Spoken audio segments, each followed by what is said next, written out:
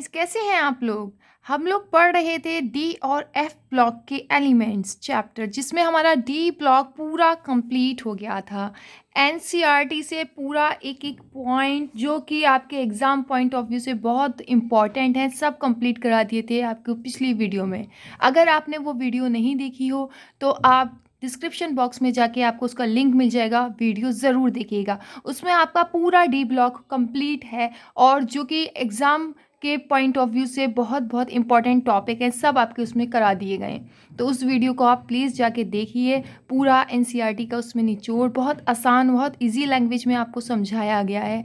आपका बहुत अच्छा रैपिड रिवीजन हो जाएगा और अगर आपने नहीं पढ़ रखा है तो पूरे का पूरा चैप्टर आपका तैयार हो जाएगा। तो हमने अपने पिछली वीडियो में डी ब्लॉक कंप्लीट कर लिया था। तो डी ब्लॉक का हमने जनरल कॉन्फ़िगरेशन, जनरल प्रॉपर्टीज़ और फिर हमने उसके जो कंपाउंड्स थे, पोटेशियम परमैंगनेट, पोटेशियम डाइक्रोमेट, सब कुछ कंप्लीट कर लिए थे। अब हम बात करेंगे अपने अगले ब्लॉक की, जो है हमारा एफ ब्लॉक।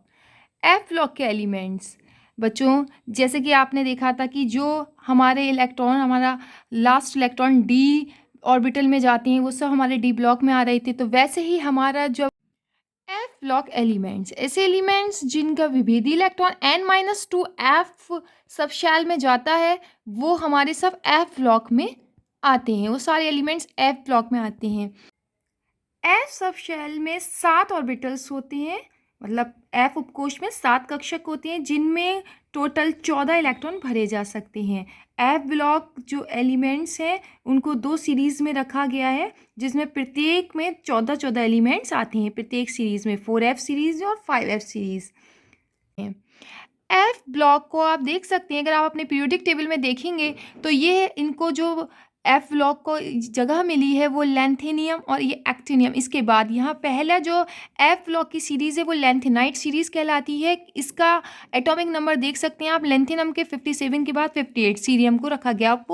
ये पूरी 14 एलिमेंट्स की सीरीज़ जो कि लैंथेनाइट सीरीज़ कहलाती है, ये एफ ब्लॉक का प्रथम आंतरिक संक्रमण श्रेणी यानी कि inner transition element. F block के एलिमेंट्स को इनर ट्रांजिशन एलिमेंट्स कहते हैं और ये उसकी फर्स्ट सीरीज़ है।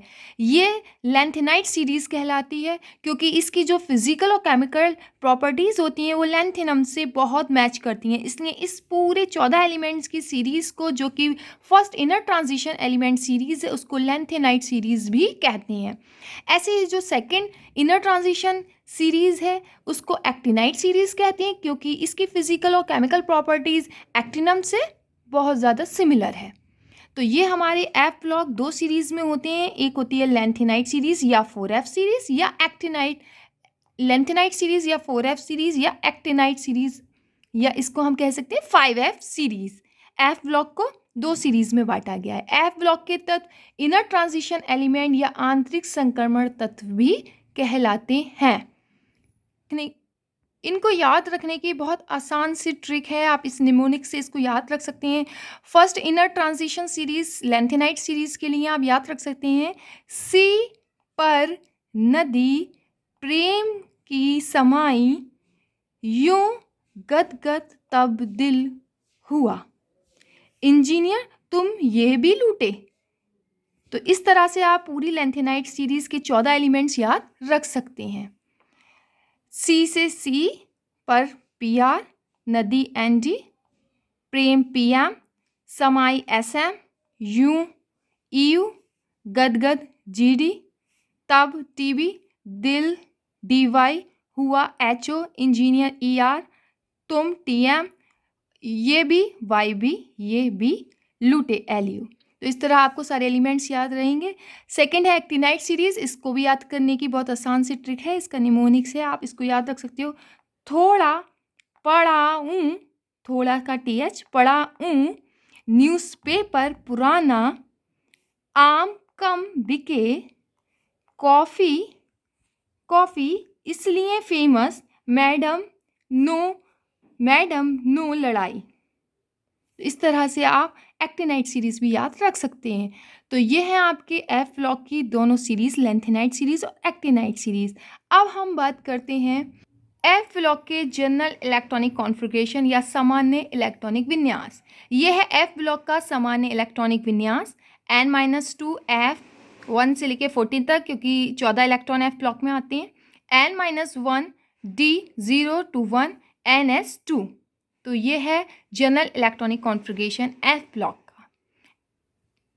अब हम बात करेंगे लैंथेनाइट कॉन्ट्रैक्शन, जो कि बहुत ही इम्पॉर्टेंट टॉपिक है आपके एग्ज़ाम पॉइंट ऑफ व्यू से। आपके बोर्ड एग्जाम्स के लिए ये टॉपिक बहुत ज़्यादा इम्पॉर्टेंट। लैंथेनाइट कॉन्ट्रैक्शन या लैंथेनाइट संकुचन। लैंथेनाइट कॉन्ट्रैक्शन या लैंथेनाइट संकुचन आपके बोर्ड एग्जाम के पॉइंट ऑफ व्यू से बहुत बहुत इम्पॉर्टेंट है। ये टॉपिक आपके लिए बहुत इम्पॉर्टेंट है, इसलिए इसको अच्छे से समझ लीजिए। बहुत आसान भाषा में मैं आपको ये टॉपिक समझाने वाली हूँ। लैंथेनाइट संकुचन मतलब क्या है कि जो लैंथेनाइट है उसमें संकुचन या कॉन्ट्रैक्शन हो रहा है। क्या, जब हम बच्चों लैंथेनाइट अपनी सीरीज़ में परमाणु क्रमांक की वृद्धि जैसे जैसे होती है, लेफ़्ट टू राइट जाते हैं, लेफ़्ट से राइट को जाएंगे, परमाणु क्रमांक में वृद्धि होगी। लेकिन जो नया इलेक्ट्रॉन है वो आपको पता ही है 4f सब शेल में आता रहेगा। जो हमारा इसका 4f में आप देख सकते हो, ये 4f है। इसमें अगर हम बात करेंगे लैंथेनाइट की तो 4f में आएगा, तो 4f में आपका इलेक्ट्रॉन आता रहेगा। तो परमाणु क्रमांक या एटॉमिक नंबर जैसे जैसे बढ़ता जाएगा, नया इलेक्ट्रॉन आपका 4f में आता रहेगा, सब शेल में प्रवेश करता। लेकिन परमाणु की, चाहे हम आपके एटॉमिक रेडियाई की बात करें या आयनिक रेडियाई की बात करें, उनके साइज में हम देखेंगे उनका साइज क्या होता जाएगा, घटता जाएगा।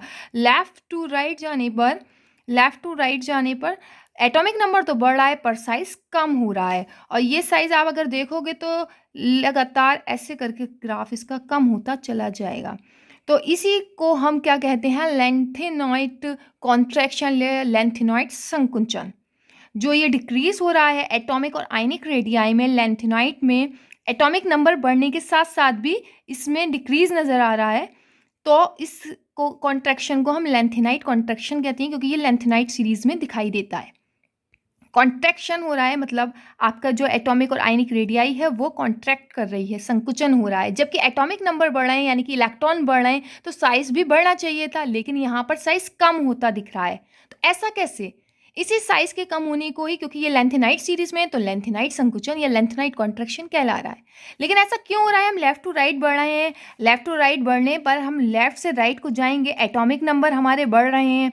एटॉमिक नंबर बढ़ने का मतलब है इलेक्ट्रॉन बढ़ रहे हैं, इलेक्ट्रॉन बढ़ रहे हैं, लेकिन साइज हमारा डिक्रीज हो रहा है। तो ऐसी क्या वजह है कि ये साइज जो कि बढ़ना चाहिए था ये कम हो रहा है? इसी की वजह से लैंथेनाइट कॉन्ट्रैक्शन या लैंथेनाइट संकुचन देखने को मिल रहा है। तो इसका लैंथेनाइट कॉन्ट्रैक्शन या लैंथेनाइट संकुचन का क्या कारण है? तो हम देखेंगे लैंथेनाइट संकुचन के कारण या causes of lanthanide contraction.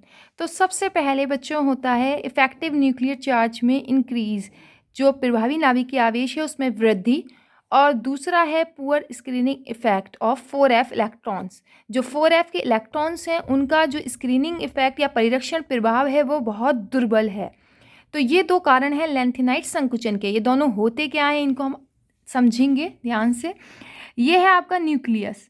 Nucleus पर आप जानते हो कि न्यूक्लियस पर होता है पॉजिटिव चार्ज, और ये शेल है, इन शेल में इलेक्ट्रॉन्स हैं आपके, इलेक्ट्रॉन पर माइनस चार्ज होता है। ये इलेक्ट्रॉन्स शेल में हैं, ऐसी ही इन शेल्स में सब में इलेक्ट्रॉन हैं जो हमारे न्यूक्लियस के चारों ओर चक्कर लगा रहे हैं। तो ये जो न्यूक्लियर आपका चार्ज है, ये जितना प्रभावी नाभिकीय आवेश या इफेक्टिव न्यूक्लियर चार्ज का मतलब है कि ये अपना कुछ ना कुछ अट्रैक्शन फोर्स, क्योंकि ये पॉजिटिव है ये नेगेटिव है, इनको अपनी तरफ खींचने में लगा रहा होगा, वो होगा आकर्षण बल। तो इसमें इंक्रीज हो रहा है, मतलब ये ज़्यादा से ज़्यादा आकर्षण बल लगा रहा है। जब आकर्षण बल ज़्यादा होगा तो साइज अपने आप में संकुचित होगा या कॉन्ट्रैक्ट करेगा। तो पहला कारण तो है कि इफेक्टिव न्यूक्लियर चार्ज हो गया। दूसरा सबसे बड़ा कारण है वो है स्क्रीनिंग इफेक्ट। यहाँ जो स्क्रीनिंग इफेक्ट है 4f इलेक्ट्रॉन्स का, 4f के जो इलेक्ट्रॉन्स हैं वो बहुत ही पुअर स्क्रीनिंग इफेक्ट दिखाते हैं। इस वजह से, क्योंकि ये 4f के इलेक्ट्रॉन स्क्रीनिंग इफेक्ट बहुत पुअर दिखाते हैं, लैंथेनाइट कॉन्ट्रैक्शन यहाँ देखने को मिलता है। ये स्क्रीनिंग इफेक्ट भी बहुत इंपॉर्टेंट टॉपिक है, या आप अपने डी ब्लॉक में भी पढ़े हो। ये स्क्रीनिंग इफेक्ट क्या है इसको ध्यान से समझ लीजिए, तो आपको समझ में आएगा कि कैसे ये पुअर होता है और कैसे इफेक्टिव न्यूक्लियर चार्ज इंक्रीज कर जाता है।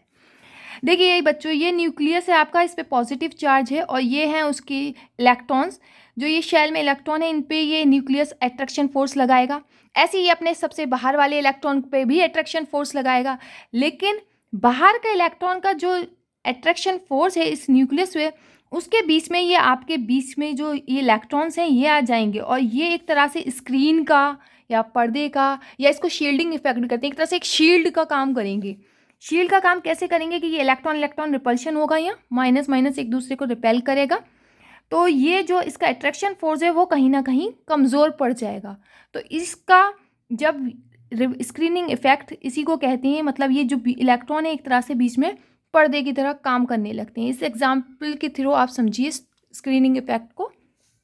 जैसे बीच में सेंटर में समझ लो, सपोज यहाँ पर एक कोई टीचर है, सामने उसके सब स्टूडेंट्स बैठे हुए हैं, ऐसी और भी आगे को, तो जो बीच के स्टूडेंट्स हैं कि इतने वो ज़्यादा हैं कि उसे पीछे तक का अपने स्टूडेंट्स समझ लो नज़र नहीं आ रहे, नहीं दिख रहा है, यानी कि ये बीच के जो स्टूडेंट्स एक तरह का पर्दे का काम कर रहे हैं पीछे वालों के लिए। ये एक एग्जाम्पल है, यहाँ इलेक्ट्रॉन्स हैं, तो ये इनकी वजह से, इस पर्दे की वजह से, इस स्क्रीन की वजह से इनका आपस में अट्रैक्शन फोर्स कम हो गया, तो इसलिए स्क्रीनिंग इफेक्ट यहाँ पर हो गया पुअर है।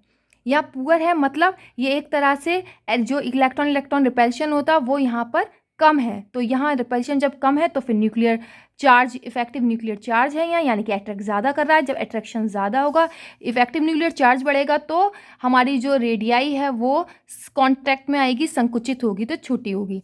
और स्क्रीनिंग इफेक्ट कैसा है, यहाँ पुअर है। तो ये बहुत ही इंपॉर्टेंट टॉपिक है आपका, इसको बहुत अच्छे से तैयार कर लिएगा।